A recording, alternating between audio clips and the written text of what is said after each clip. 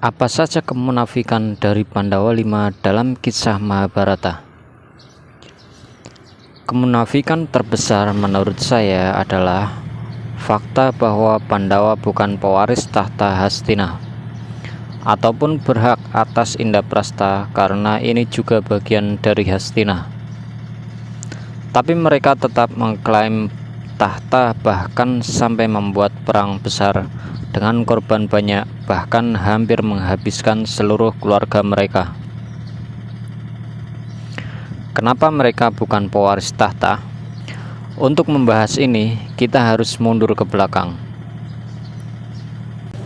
Pewaris tahta Hastina seharusnya adalah Dhritarashtra, ayah dari para Kurawa, selaku anak tertua.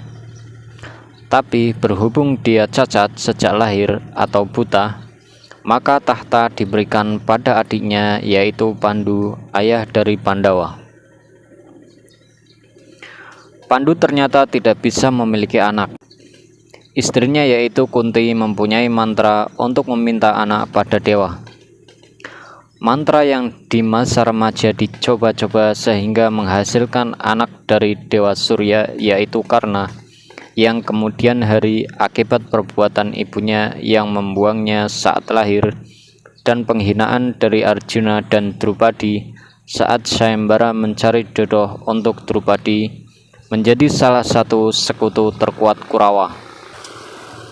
Dari hasil mantra ini lahirlah Yudhistira, Bima, dan Arjuna. Kunti mengajarkan mantra ini pada istri kedua Pandu, yaitu Madrim, dengan syarat dia bersumpah hanya menggunakan sekali. Dan Madri menggunakan mantra untuk memohon anak kembar. Lahirlah Nakula dan Sadewa. Mantra tersebut langsung membuat para dewa turun dan menghamili.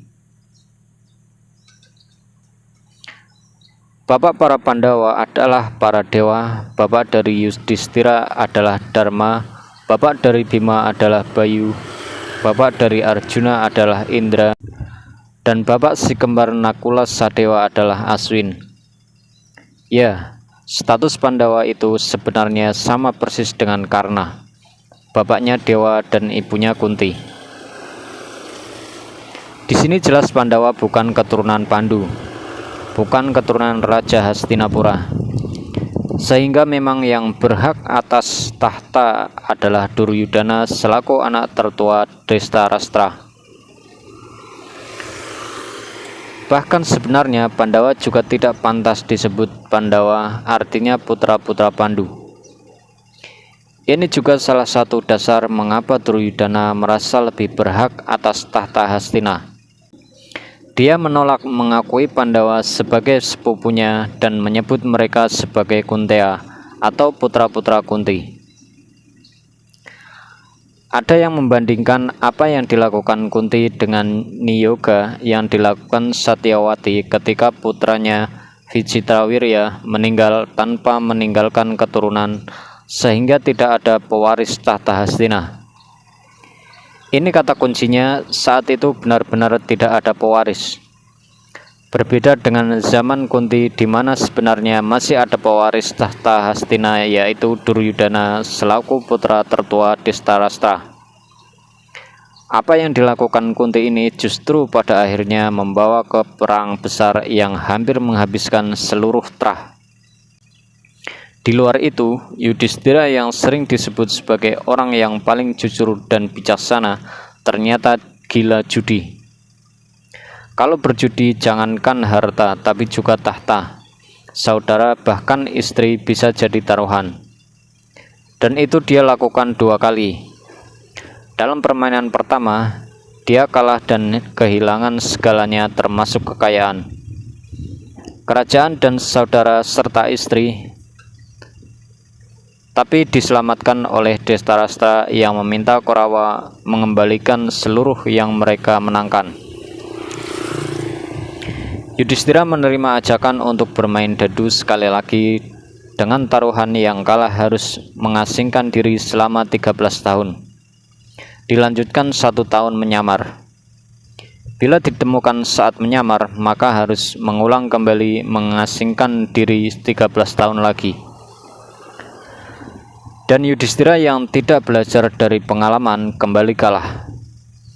Begitu parahnya kecanduan Yudhistira pada judi. Tapi ada juga teori bahwa Yudhistira mau bermain karena dia memang menginginkan seluruh kerajaan Hastina. Dalam permainan dadu ini, taruhannya adalah kerajaan. Dan Yudhistira berharap bisa mendapatkan kerajaan Hastina secara utuh, yaitu Hastina dan Indraprastha, yang awalnya sempat menjadi haknya sebelum peristiwa Laksagriha. Teori ini didukung juga dengan fakta bahwa setelah memenangkan Bharatayuddha, Pandawa mengambil alih seluruh kerajaan Hastina. Bukan hanya Indraprastha yang menjadi alasan mereka berperang.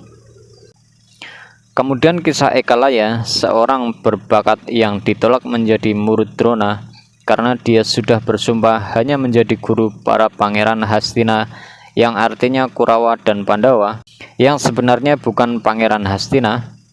Ekalaya tetap menganggap Drona sebagai gurunya dan membuat patung Drona, lalu berlatih di depan patung tersebut.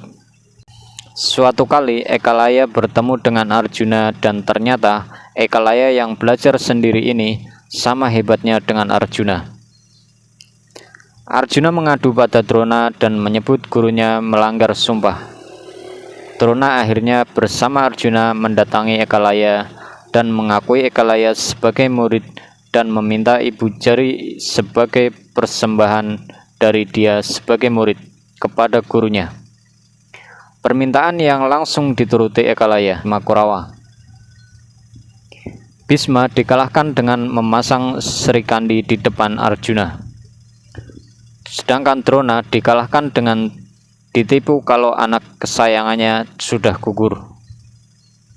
Dan karena dipanah Arjuna, Duryudana dikalahkan Bima dengan menyerang pahanya.